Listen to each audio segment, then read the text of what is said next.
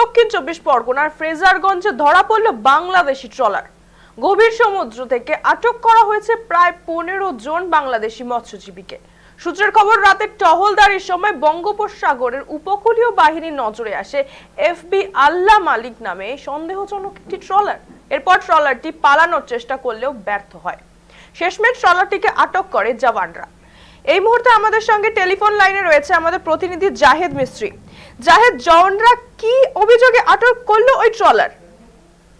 দেখো পায়েল, তোমাকে বলে রাখি যে এর আগে একাধিকবার কিন্তু এই যে বাংলাদেশি ট্রলার তারা জলসীমা লঙ্ঘন করে ভারতবর্ষে ঢুকে পড়েছিল এবং শতাধিক বাংলাদেশি মৎস্যজীবী তারা কিন্তু আটক হয়েছে। এখনো পর্যন্ত কিন্তু ভারতে আটক হয়ে রয়েছে প্রায় শতাধিক মৎস্যজীবী, যারা বাংলাদেশের, যারা এখনো পর্যন্ত হয়তো ঠিকমতো কাগজপত্র দেখাতে পারেনি।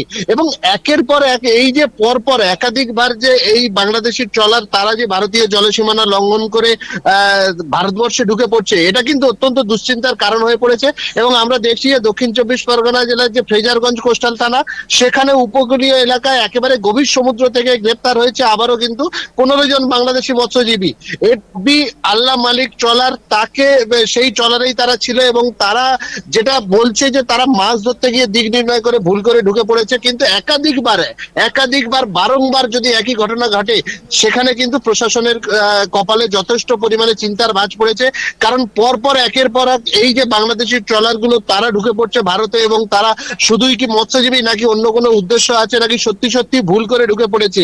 এই যে দীর্ঘক্ষণ তাদেরকে তাড়া করতে হয়েছে রীতিমতো, এই যে ট্রলার, সেই ট্রলার এফবি আল্লাহ মালিক যে ট্রলার, সেই ট্রলারকে উপকূলরক্ষী বাহিনী যারা, তারা দীর্ঘক্ষণ তাড়া করে এবং তাড়া করার পরেই কিন্তু তবে ট্রলারটিকে তারা হেফাজতে নেয়, নিজেদের হেফাজতে নেয়। এবং সেখানে থাকা 15 জন মৎস্যজীবী তাদেরকে গ্রেপ্তার করা হয়েছে, তাদেরকে নামখানা আনা হয়েছে এবং প্রত্যেককে গ্রেপ্তার করে আজ তাদের কাকদ্বীপ আদালতে তোলা হবে, এমনটাই কিন্তু পুলিশ সূত্রে খবর।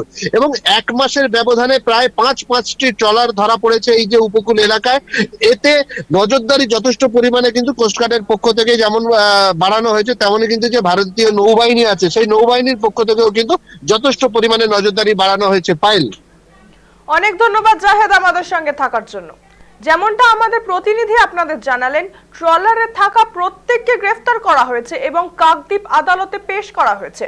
গত 1 মাসে এই নিয়ে 5টি বাংলাদেশি ট্রলার আটক করেছে উপকূল রক্ষী বাহিনী। অনুপ্রবেশ রুখতে সুন্দরবন পুলিশের তরফে উপকূলীয় এলাকায় নজরদারি আরো বাড়ানো হয়েছে।